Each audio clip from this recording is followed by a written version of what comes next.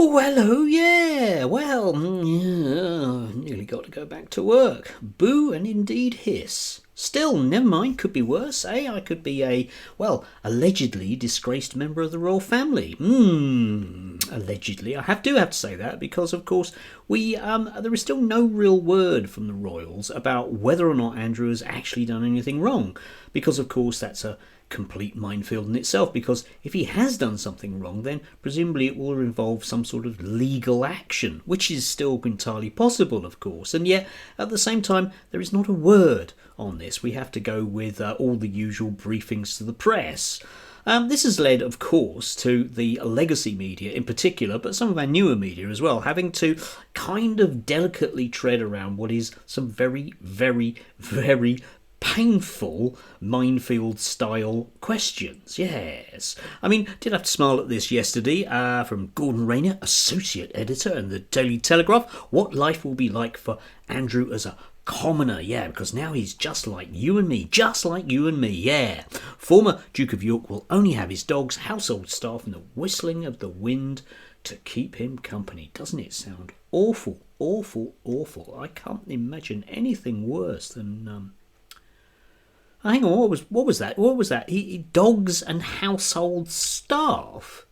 Seriously? But yes, of course. I mean, if you read the strapline to the photograph, it gives you a little bit more information. Let's just read this.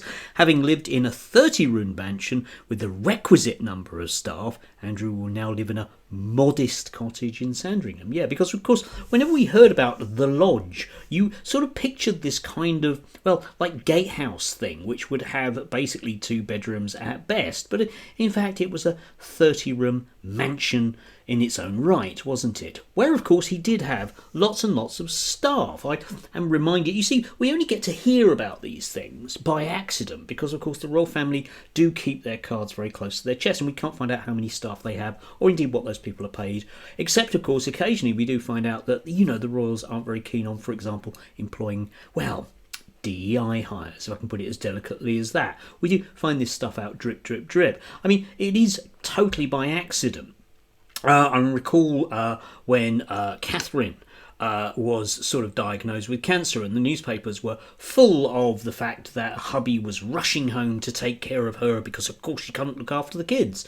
And in one of the articles, unfortunately I can't find it at the moment, it said that they had 12 household staff, which by my reckoning is over 2 members of staff in the immediate household, let's not forget that, to look after them, which puts a subtly different view on things. A long time ago, somebody who's now decided to become anti-trans and go and work for the Daily Telegraph did say my favourite thing, or write my favourite thing about Princess Diana, which is it's hard to feel sympathy for a woman with unlimited childcare.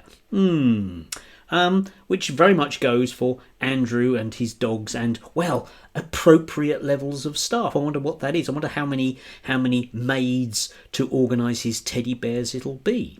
But we can get the glimpse, of course, of exactly the man baby that he is, because now the press can actually report a lot of these things because basically they're allowed to, aren't they? They don't have the particular idea that they have to doff their cap. Certainly not to Andrew so much. I mean, the gloves were off with Harry a while ago, so I guess they're up to speed with it. But what a huge man baby we are dealing with here. Somebody who's lived his entire life of wealth, privilege, and let's not sort of beat about the bush, some extremely dodgy moral compass things at the same time. And yet now, somehow, in one way or another, I'm expected to believe that, I should feel some level of sympathy for him, or indeed the rest of the family. Whereas, of course, I don't. Because, let's face it, no matter how bad things get for him, they still won't be as bad as the average person in the UK, will they? No? No. And of course, it does lead into those other questions about the amount of money that the royal family costs us, because they do. There is a certain percentage of my taxes each year, it's not very much, granted, which goes to them, and I wouldn't mind, the ability to opt out. They're an incredibly wealthy family who have, through various underhand means over the decades, and certainly since Victoria, have managed to squirm out of their traditional sort of royal duties of having to go cap in hand to the House of Commons for money. And now they don't, but they still go cap in hand, of course, because after all, those coronations don't pay for themselves. And I mean that quite literally, in the sense that coronation we paid for, even though you're dealing with one of the richest families in the world. I personally wasn't interested in. I personally don't get a vote, do I? And of course this leads on to wider questions, I would argue, with our commentariat as well, because whilst they're banging on about various things, surely it's up to any sensible people to go, oh, well, is that going to go for the royal family as well? I mean, I did notice in the Express on Friday there was this from Carol Malone, everyone's favourite, nothing. Scumbags like sex offenders Hadush Kibatu should be bound, gagged and chained, not paid. In what world is it reasonable to pay an illegal migrant sex offender to leave? We could ask similar questions, of course, about the royal family. Doff our cup.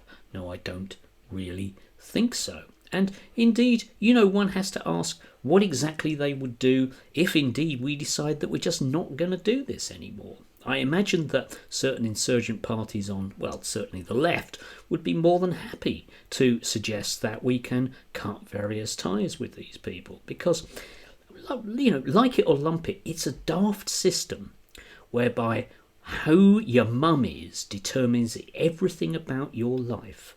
Not really a meritocracy, is it? It makes Richard Tice look like a successful businessman who knows what he's talking about.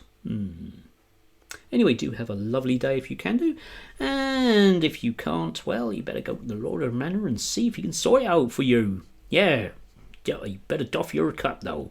Know your place. Enjoy.